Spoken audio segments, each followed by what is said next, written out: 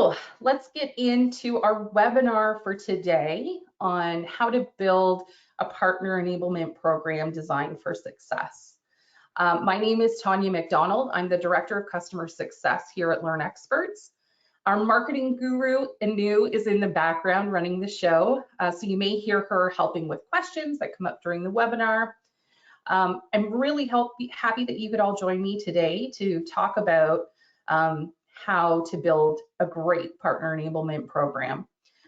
I wanted to just take a few minutes to introduce myself, give you an idea of my background and why I certainly have some information on this topic. So I've got, at this stage, over 20 years experience in both the high tech and education industries. I've cultivated a wealth of knowledge and expertise in that time. Throughout my career, I've dedicated myself to creating numerous continuous learning and enablement programs for a diverse range of stakeholders, including customers, partners, internal employees, and I've also worked in the academic space as well. I began my career as an instructor and did some curriculum development as well as instructional design and mentored within the space. But then as I honed my skills, I transitioned to more of a leadership role, focusing more on the strategic organizational learning and program goals. Currently at LearnExperts, I'm wholeheartedly committed to assisting our customers in achieving their objectives. I'm really passionate about enabling them to facilitate rapid and effective learning within their ecosystems, allowing them to concentrate on delivering exceptional products and solutions to the world. I'm really happy to be here today to share some of my knowledge with you. And I hope you'll learn some things that you can take away and action on at the end of the webinar. A little bit about LearnExperts in case you're not familiar with us. I've been with LearnExperts now for 3.5 years. As a team, we really have a vision to help transform the world's information into learning. To help meet this vision, we focus in 2 areas. The first is providing professional services to help organizations achieve strategic learning program goals. And I had mentioned that previously, that I actually do some of that work myself. The second thing that I also have mentioned is our learning content creation platform, Leah, which we have created. The power of these 2 solutions together allow us to make incredible impacts on the organizations we work with. During the webinar, everyone has been muted, so if you do have questions, we would love to hear from you. There is a question box in the little toolbar that GoToWebinar has. Please feel free to use the chat or that question box to enter your questions, and Anu will let me know as we go through if any questions come into there. Our agenda for today, so now that you know a little bit about me and what we do, let's really get into the meat and potatoes of this webinar. I'm going to talk about understanding your partner program, how to identify the 4 keys to a successful partner program, defining partner enablement, and identifying elements of an effective partner enablement program. We will end the session off with some Q&A, so as questions come in, we'll definitely have a dedicated portion of the webinar at the end where we'll focus on those questions, but please feel free to enter your questions as we go through and as they pop into your head. We wanted to start off learning a little bit more about everyone who's at the webinar today. So I would like to know, are you going to be creating a partner enablement program anytime in the near future? I think the poll is open there, so if you want to go ahead and give us your answer, I'd love to see if you're building one now or if you'll be building one in the next few months. Excuse me.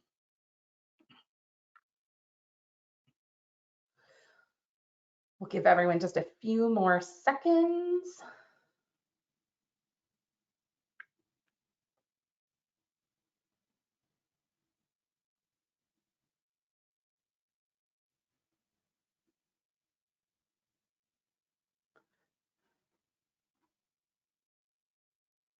And The results are in, and it looks like, which makes a lot of sense, that most of you, a lot of the attendees are actually building one right now, which is fantastic. I'm hoping that, some of the things I will share will help you with that process.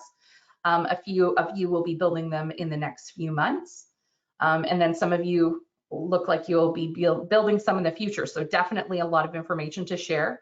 And then a few of you just want to learn more, which is great, because all of these lessons learned can be applied often in other types of programs, but obviously it's going to be great information, I think, that we'll be sharing today. Okay, so I wanted to start talking a little bit about what partner enablement is. So partnering with an individual or company can be a great way to create a mutually beneficial relationship that will enable both parties to gain benefits from each other. So typically it's a two-way relationship where each party is gaining some kind of benefit. Now, those benefits could range from a variety of things like access to a wider range of services, deeper or varied expertise, greater customer and or prospect reach, or the ability to sell additional products or services. By empowering your partner, you strengthen your relationship, build in opportunities, and drive that mutual success. So that partner enablement program can provide a range of benefits, including increased sales and revenue, improved customer satisfaction, the ability to have an expanded market reach. So, if your organization is relatively small, it's really nice to be able to have some additional partners that can help you expand that market reach into other regions or perhaps other industries where, the partner is either located or has expertise in. And then it also allows you to build those stronger relationships with your partners. So the more you partner together, the deeper that relationship goes, and you really start to both experience those mutual benefits of a partnership going really well. And I've seen this a lot. I've been a part of a variety of partner programs, and it really does. The ones that are really effective, the partnership really can be quite symbiotic and really generate some really great results. I've also seen the opposite though, which is why it's really important to have a really crucial and clear partner enablement program.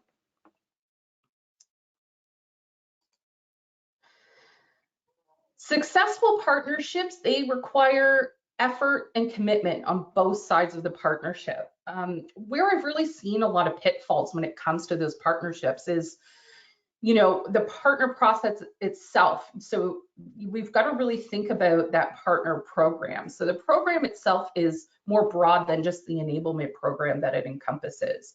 So the partner program is really the definition of why we're partnering. So it's that agreement to partner. So typically there is some legal paperwork that goes into that, and there are terms and conditions that go along with that partnership.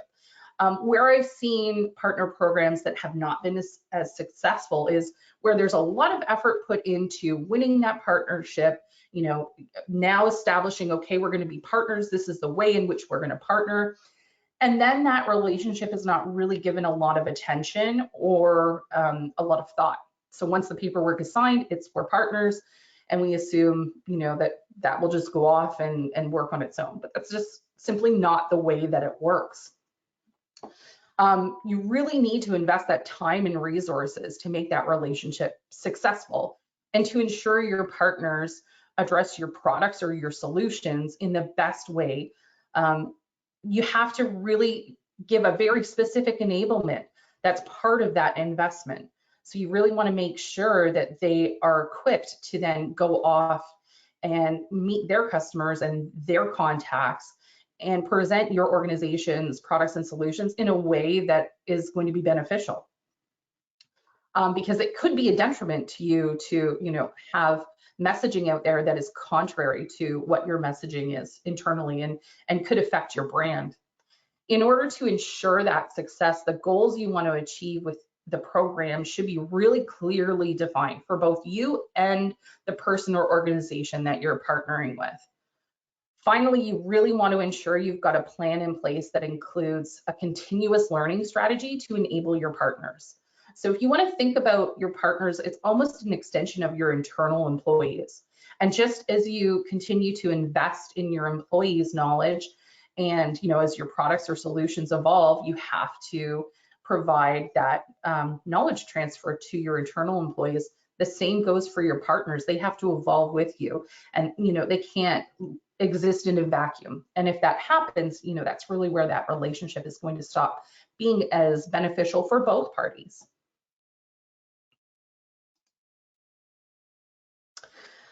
So to build that effective partner enablement program, so now we're going to focus just on the enablement piece. So typically when you go through the partner process, the partner program is defined at a macro level. And usually at the stage where you're looking at making the enablement that goes along with it, you've already got an agreement in place with that partner. Now you really need to know your partners and how they are partnering with your organization. Because partners can fit into a variety of types, and the enablement programs that they're going to need will depend on the type of partners that you are enabling, because there are different types of partnerships. So you want to ask yourself, what type of a partnership is it? So in marketing partnerships, two companies, they team up to promote their products or services to each other's customers. It could be a one-way relationship. It could be a two-way relationship as well. So you may both be marketing each other's solutions or products, or your partner, may be marketing just your solutions and products. So an example of this would be a sports drink company might partner with a sports equipment manufacturer to offer joint promotion that rewards customers who buy both products. This type of partnership can provide increased brand visibility and access to new customer bases that may not have been possible, on their own. Another way that you can partner is with a reselling partnership. This partnership is a type of collaboration between an organization that has a product or solution, and then the reseller who will be selling that. The product or solution provider supplies the products or services to the reseller, who then sells them to their own customers. So an example of this, and this is a pretty common one, is a software company might partner with a reseller to sell its software and products through their channels. It's a really effective way for organizations to extend their reach in sales without bloating their sales staff. This type of partnership can provide, increased sales and distribution channels, as well as expanded customer reach and brand exposure. Another type of partnership that's pretty common is a services partnership. This is a type of collaboration between two or more companies that provide complementary services to their clients. An example of this, could be a digital marketing agency might partner with a web development firm to offer a comprehensive suite of services to their clients. That type of partnership can provide increased expertise and a wider range of services to clients, as well as shared resources and cross promotion opportunities between those partners. The other nice thing with services partnerships, and really with all of these types of partnerships, is it allows you to have that broader reach, whether it's marketing, reselling, services. It really allows you to service more customers, have more reach, without having to add additional employees to your organization. So it is a really effective way to continue to build your business without having to inflate your costs. You may have a variety of partner types in your organization as well. So a single partner may actually partner with you in more than one of those types of partners. So I've certainly worked in organizations where partners fit into the reselling partnership as well as the services partnership, where perhaps they're selling your product to their customers, and once they have sold your product to their customers, then they also provide services to them. So again, once that sort of takes place, the partner really owns those customers, but they of course are perhaps part of your product family and become one of your customers as well. Once you understand the types of partners that you have and the legal and financial terms of the agreement on the partnership at your organization, then you really need to think about how are we going to enable those partners. So it's really great to do this piece where we've established the partnership, we know what type of partner it is, but we have to enable those partners in order for them to be successful. Because if they aren't enabled, then really you're just sort of opening up the floodgates and you will get a lot of mixed results. There also could be other types of partnerships and different mixes of these. It really is going to typically be on an organization, but not even organization, but partnership by partnership basis. And it really depends on where your partners have that expertise. And that will really determine how you end up partnering with them. So I've identified kind of 4 main keys to a successful partner program. The first is to understand your partner program. So this is really critical. It's really important to understand the program goals and KPIs. So not the enablement goals and KPIs, because those are going to be different, but the overall program. We'll talk about each of these 4 in more detail as we continue through. The second was to create a symbiotic relationship by creating clear lines of communication. You really want to try and ignite that partnership potential by creating those role-specific learning paths, a really critical piece of the enablement program. And then, of course, with any program that you create, you can't just set it and forget it. You have to continue to manage and nurture it. So you want to measure success and then iterate on your program based on the outcomes of your KPIs and goals. So diving a little bit more deeply into understanding the program goals and KPIs. So this is at a high programmatic level. You want to really understand the goals of that partnership. So most partner programs will include specific objectives or key performance indicators that define what success is. I'm showing some samples here of some program goals. So, if it's a marketing partnership, you may want to grow the market share in country X, or grow, if it's reselling, introduce the product in country Y. On services partnerships, maybe they'll be providing customization services. But the goals and KPIs that you do implement with them, they should really follow those SMART goals. Be very specific, be time bound, and have numbers that are associated with them. So we can say, are we meeting these objectives or are we not?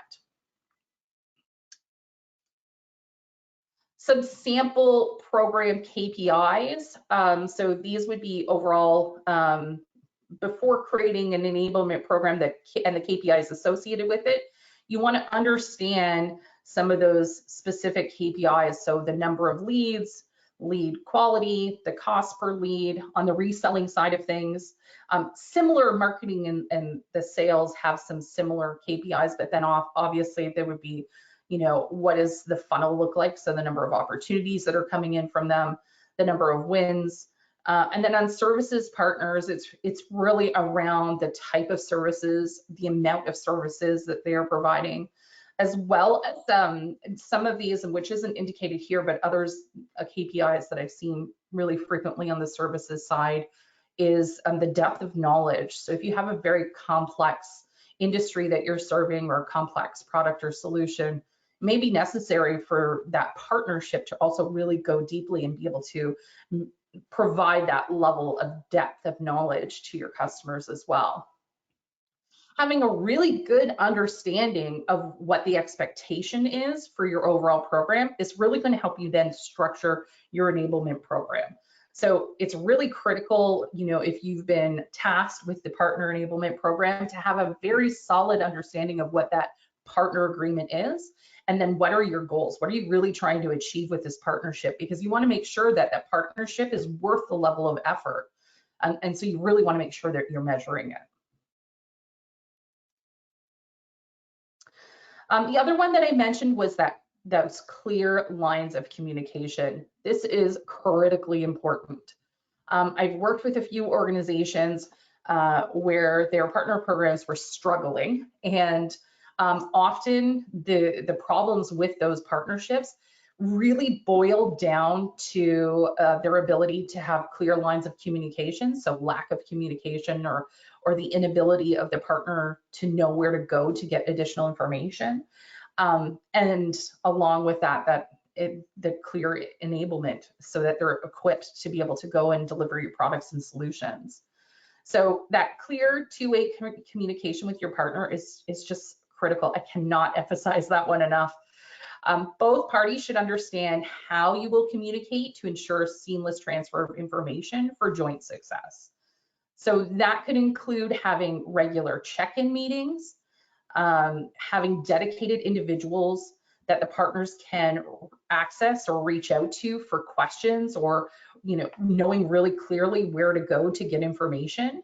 You may want to align some of your software systems, so like your customer relationship management software, so your CRM, or some of your IT systems. Or you may want to sign up for collaboration tools where you really have the ability to monitor and collaborate together. Things like SharePoint, even small things like being able to modify documents or anything really together is really going to also be helpful. Depending on the partnership, your enablement program may have to meet differing roles within that partner organization. So an example is if your partner is going to own sales for a specific region, which they may also be marketing to, you may need to create a training stream for the sales team as well as a training stream for the marketing team with slightly different content and learning objectives. Perhaps there would be some overlap, but you have to really understand what those relevant roles are within their ecosystem. This is particularly important if you're partnering with your partner in a variety of ways. So if you're doing reselling as well as services, you have to obviously look at who are those that are doing the selling and then who are those that are doing the services, and train those individuals with the right content. So it's really important to look at that and understand who you're working with, because it's not going to be necessarily one size fits all and there's one training path for the entire partner program. After you understand their role, the next step is to then understand what are the strengths of that partner. By understanding what they do best, you can then again tailor that enablement program to leverage their strengths and make sure that you're developing their weaknesses. Now, typically a weakness that usually all enablement programs must have is obviously your unique solution or product training. But in addition to that, you really want to understand what is your partner good at. So, for example, if you have an organization that's more of a services organization, they haven't done a lot of sales, but they have the ability and have, you're starting to partner with them in a sales capacity as well, because sometimes it just sort of happens that in talking to their customers, they also get into some of these sales conversations. You want to make sure that they're able to talk to your product and solution in a way that is going to present it in the best light to prospective customers. So really understand who, not just what's on the paper as far as how you're partnering, but who they are and what they do well. Because then again, you can customize that enablement program to really just fit what that partner needs to a T. So once you've got that information, so you're really understanding who the partner is, you understand how you're partnering together, you understand the goals of the program, you understand what the roles are, now you have to make sure that they have the right skills and knowledge to partner with you. Depending on the type of partnership, you'll likely want your partners to have specific training and or certification. So usually it's a combination of both. So typically you need some of that training in order for them to then be able to achieve the certifications that are required. When creating your program, you'll want to clearly define any learning paths and include those certification expectations for each of the personas that you identified. Some of the training materials and certifications that are required for it might already exist. So a lot of it, may be things that you're already using today to train your customers or your internal employees. But there's a really good chance that in addition to that, there's going to be partner specific materials as well. And typically that's around what your partnership is. You'll notice here in the blue, the very second piece that I have as sort of a sample, which I'm showing, is our partnership.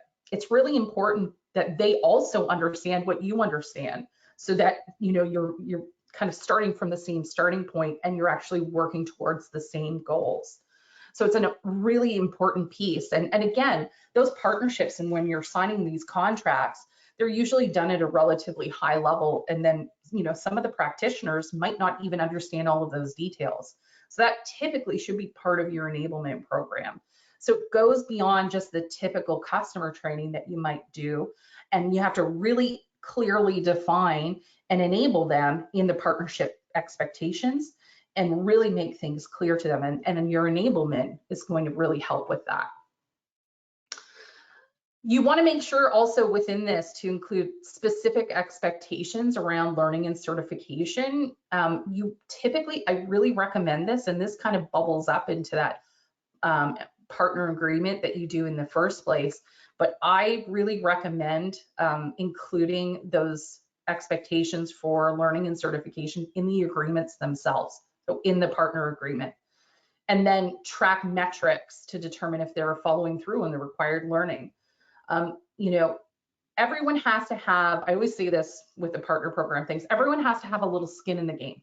So there's going to be expectations from your side, and there's also going to be expectations on the partner side. And typically where the partnerships are really successful is where you do each have skin in the game and you're both meeting those expectations.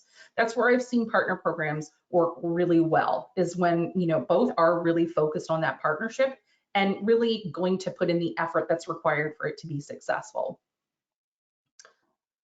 To ensure your partner ecosystem is skilled and knowledgeable, make sure you set up some regular communication channels to provide them with how they're doing in relation to those expectations that you're setting as well. And I'm going to talk a little bit more about this as we continue on when I get into setting the KPIs within the enablement program itself. Which brings me to my next slide. So partner enablement, it's really an ongoing process. And so it's critical to regularly evaluate your program to ensure that it's meeting the goals of the partnership.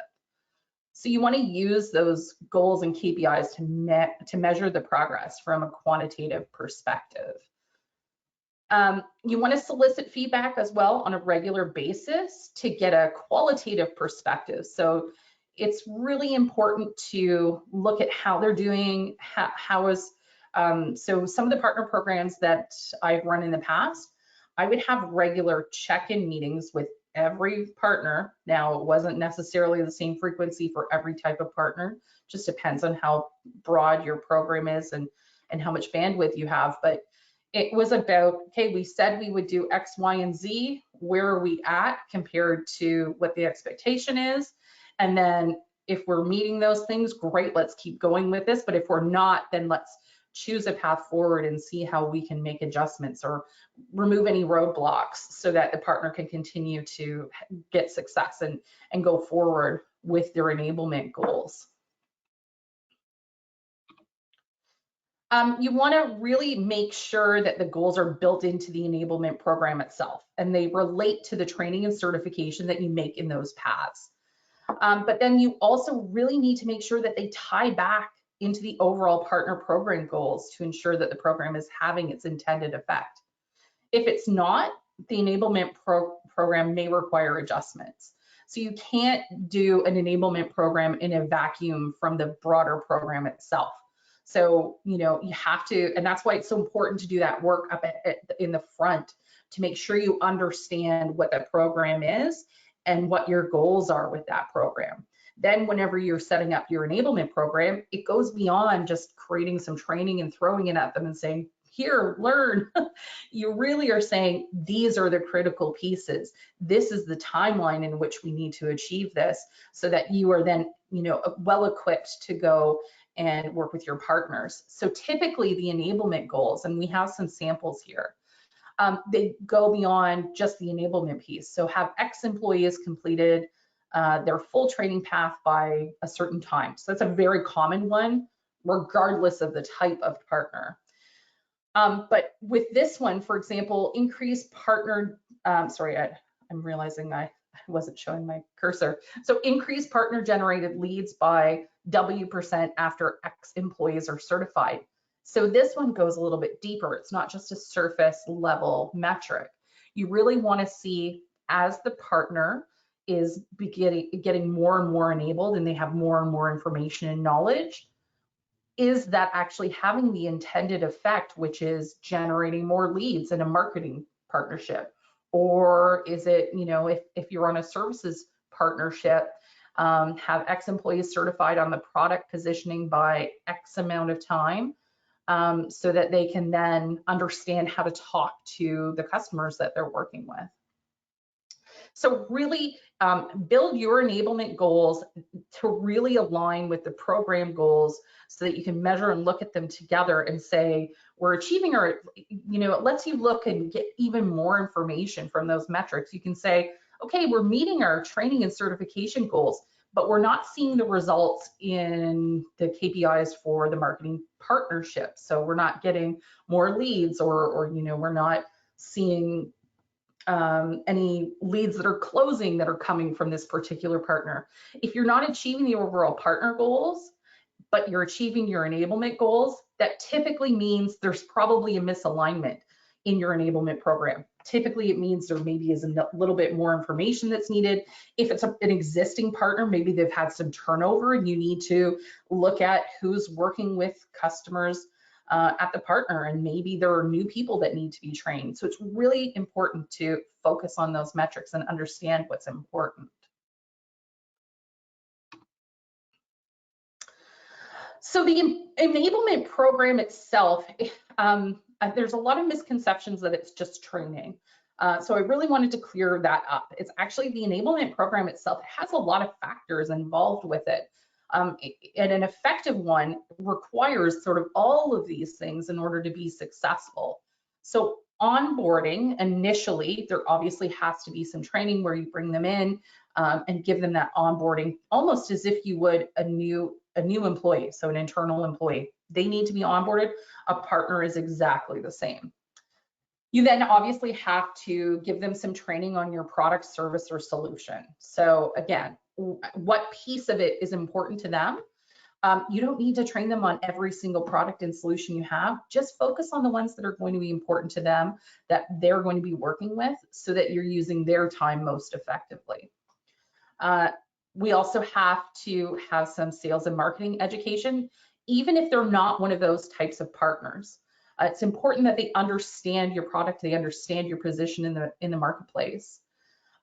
Always, there's going to be some tools and resources that you're going to need in order to have that effective relationship. And then, and I've emphasized this over and over, but it is so critical, it's that continuous evaluation and improvement. Unfortunately, these programs are not set it and forget it. You have to take care of the baby when you make it. Once you make that program, you've got to take care of it in order for it to continue to flourish. So I'm going to dive just a little bit more into each of these and just give you some specifics as far as what to include in each of those elements. So the first one being onboarding. So the required learning for partner onboarding should be included in the broader learning path. So this is not separate from the learning path. To your partners, you should show them the full expectation, including the onboarding piece. And for that, usually the onboarding piece is just, you know, at the front of the learning path.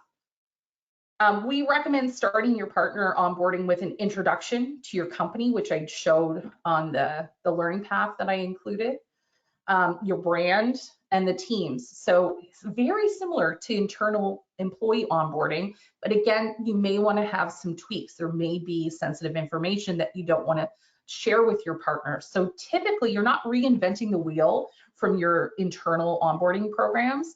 You're just going to tweak it slightly so that it is going to be applicable for your partner. You want to also include information like your company history, your vision, mission, and values. If they're going to be almost an extension of your organization, you want to make sure that they're presenting your brand, your organization in the same way that you and your internal employees do.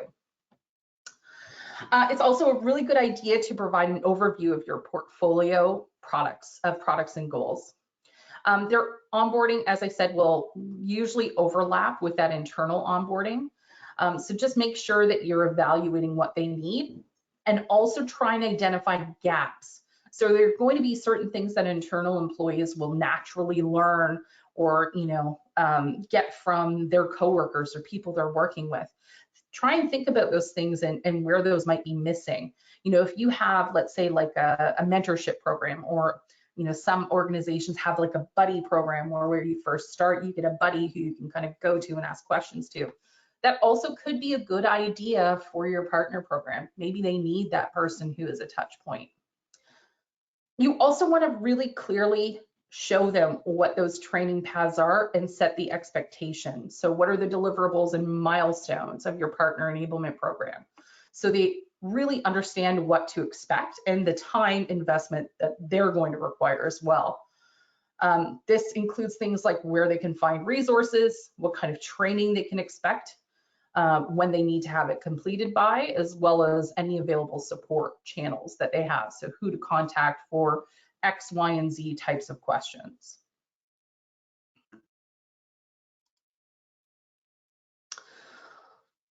The product, service, or solution training, typically you want to set up your partner up for success by giving them in-depth training so they know the ins and outs of your products, services, and solutions.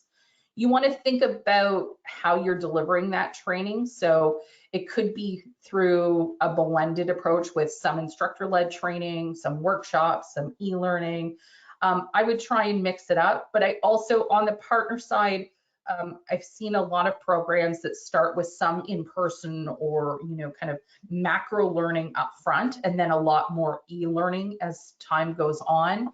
The benefit with partners on the e-learning side of things is if they ever need to refresh, typically it's always available for them online. So they can always go back and relearn a piece whenever it becomes relevant to what they're doing with a particular customer. Some of the things to include in that type of training is how to use the product, how to implement it, advanced internal product related training, product and customer support resources, really important. And another thing that a lot of organizations forget is to include your partners on where your roadmap is going. If you give them a clear understanding of that as your product or your service, as it progresses, they have an idea of where things are going. And so they can prepare for that versus them just finding changes to, let's say, your software the next time they log in, which is not going to be the greatest because it's really going to have them struggling with the customers that they're working with. On the sales and marketing side, the depth of sales and marketing training that you'll need to provide really will depend on the partner type. So if you have a partner who's simply doing services for you, they're going to still need to understand some of that marketing and sales training because typically they're marketing and selling their services on your solution or product to their customers. So even on those types of relationships, typically there is still some training there. You want to really go beyond the specifications of your offering and train them on how to market and sell what you're offering. Think about providing positioning statements, competitive information, how to identify pain points or handle objections. So you really want to, again, I would look at your internal onboarding processes and your internal training for your internal sales and marketing teams. And then again, just tweak it from there, pull out anything that's really confidential that you perhaps don't want to share with every partner. But for the most part, you want them to have all of the same tools because you want them to be as successful as your internal employees so that you can really expand your reach. On the tool side, some of the tools that you'll need for your partner enablement program are just those sort of basic ones that you're already going to have within your organization's tech stack. So be sure to set up those tools so your partners are empowered to meet their own needs. These things could be communication tools or a repository with product, sales, and marketing tools. You also want to check with your partners. What are they comfortable with and what kind of tools do they have? So it doesn't have to always be just on your side that you're providing all of the tools. Work together and see what tools they have, what tools you have, and come up with a combination as far as your program is concerned on how you'll really kind of communicate and work together. So some of the things that you might want to look at is a shared CRM or customer relationship management software to track those leads. You want to have visibility into what's coming in. So you could do HubSpot or Salesforce. Customer service tickets. So if they're, for example, if they're a services customer and they're in your product and they might be, finding bugs, you may want to also make sure that they have an account into your support portal so that they can enter those as they find them or get support themselves if that's the avenue that you have them going through. You may want to allow them to create training on your product or solution. So there's certainly training partners out there as well. That's another type of partnership that exists. So you may need course authoring software to help that. Leah, which is the LearnExperts content creation tool, is certainly one of those. You may also want to be, providing them with PowerPoint decks of your kind of generic training that they can then take and continue to modify based on their customer needs. And then for partner enablement, probably out of all of these, for the enablement program itself, the most important one is something to track what training they're taking. So some kind of LMS to deliver and track your courses. So something like Docebo or SkillJar, one of those, there's lots of LMSs out there. You probably already have one within your organization that you could leverage with your partners. The other thing with that is, you really want to make sure you provide them with all this enablement material, but you really want to continue to, and I know I keep saying this, but monitor that it's happening. So set that expectation of, yes, we're going to have these X number of people trained with this amount of time, but your LMS is going to allow you to get the metrics on that so you can see if it's actually happening.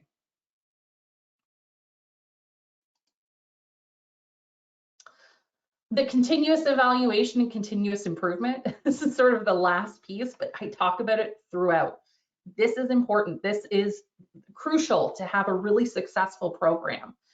Things evolve and things change on a regular basis, both within your organization and within the partner's organization. You need to keep on top of your program and really look at what's working well, not what's not working well. And you need to continue to tweak your program as time moves on. It's not, it could be working really great for a year, 6 months, but things, again, there may be some turnover, there may be changes to your solution, there may be changes within the partner's solution and what their offerings are. It's really important to stay aware of what's happening within your program and watching those KPIs, watching what's coming in, monitoring the successes and where you're at with your goals. That's going to help you be able to improve continuously and make those tweaks as you see them. Those metrics will allow you to course correct and adjust as you move along in your partnership with your partner. Oh my gosh, maybe it didn't feel fast for you all, but it felt really fast for me. I can't believe it's 1:47. So the things that we looked at today is we looked at defining what that partner enablement is, how it's different from the overall partner program. We talked about the requirement to really understand what the overall partner program is, what you're trying to achieve, and what those goals are, because then that's really going to help you then create a really successful enablement program.